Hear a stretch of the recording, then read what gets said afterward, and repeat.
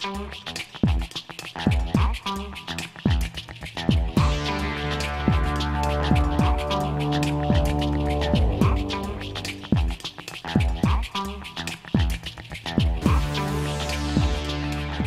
une petite précision, on parle des pneumatiques verts, on en parle beaucoup, c'est plutôt une bonne nouvelle. Il faut savoir que le groupe Michelin a commercialisé son premier pneu vert en 1992 et la gamme Énergie date de 1994.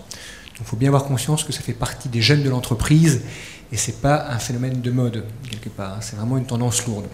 Sur la totalité de vos pneus, combien seraient verts d'ailleurs? Alors aujourd'hui, la gamme donc des pneus verts, ça représente à peu près plus de 90% de la gamme Michelin. Ces pneus d'ailleurs sont identifiables par un marquage Greenix sur le flanc du pneumatique. Donc plus de 90% de la gamme Michelin aujourd'hui est verte. Il faut savoir quand même un élément qui est primordial par rapport à ça, c'est l'équilibre de performance. Ce qui est très compliqué justement, c'est de mener deux concerts, de faire progresser deux concerts, trois performances. La longévité, la sécurité, les économies de carburant. Ces trois performances-là sont antinomiques. À partir du moment où vous allez faire progresser un seul élément, automatiquement ça a un impact sur les autres. Et ce qui fait la force du groupe Michelin par rapport à son innovation, par rapport je dirais, à sa recherche et développement, c'est de mener de front la progression de ces trois performances. Vous gagnez chaque année combien en matière de consommation de carburant sur les progrès technologiques qui sont on pourrait plus raisonner en fait par rapport aux évolutions de gamme. Il faut savoir qu'à chaque évolution de gamme, c'est 3 mètres en moins en distance de freinage. Pour revenir un peu sur le TCO, parce que c'est le sujet cœur de ce soir, pour vous donner quelques idées d'économie, aujourd'hui, les pneus Michelin sont testés par des organismes certificateurs. Totalement indépendants comme le TÜV Sud, comme DEKRA. Qu'est-ce qu'il en ressort? C'est qu'en moyenne, un pneumatique Michelin fait 10 000 km de plus. Vous avez 0,16 litres d'économie de carburant économisée. Très concrètement, 0,16 litres d'économie de carburant sur 120 000 km. Mais la comparaison est faite par rapport à quoi? Aux anciennes générations ou à la concurrence? Par rapport à la concurrence, et pas n'importe quelle concurrence, par rapport à des pneus premium. Donc des pneus premium, c'est tout simplement des pneumatiques qui sont vendus en première monte chez les constructeurs.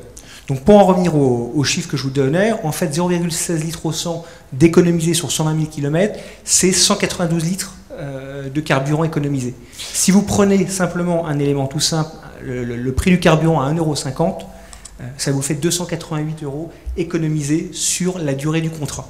Oui, mais le pneumatique devient de plus en plus cher, il y a des dimensions à la hausse. Est-ce que les économies de carburant contrebalancent des prix unitaires de pneumatiques qui ont tendance à s'envoler? Merci pour votre question, c'est intéressant parce qu'en fait, ce qui est important, c'est vraiment de raisonner en coût d'usage.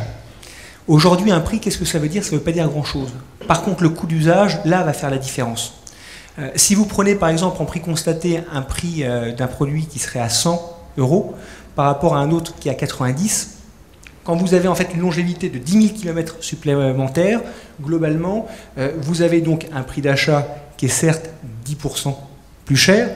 Par contre, vous avez un coût d'usage de 20% inférieur. Donc c'est pour ça qu'un prix en tant que tel ne veut pas dire grand-chose, mais il faut vraiment raisonner en coût d'usage. Qu'est-ce que me coûte mon pneumatique dans son utilisation? J'attire par contre votre attention sur un élément qui est assez intéressant pour nous, et ce qui est marquant, c'est qu'aujourd'hui, on se rend compte qu'il y a une véritable convergence des attentes entre le consommateur, entre les professionnels du transport et les gestionnaires de parc.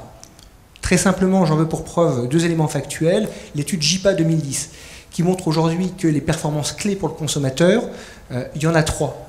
Vous avez la sécurité, la longévité et les économies de carburant. Si on fait un parallèle avec les constructeurs, la dernière C4 HDI de Citroën a homologué les pneumatiques Michelin justement pour ces mêmes éléments. Et on se rend compte qu'aujourd'hui, il y a une véritable convergence, je dirais, des attentes des 3 acteurs que je viens de vous citer.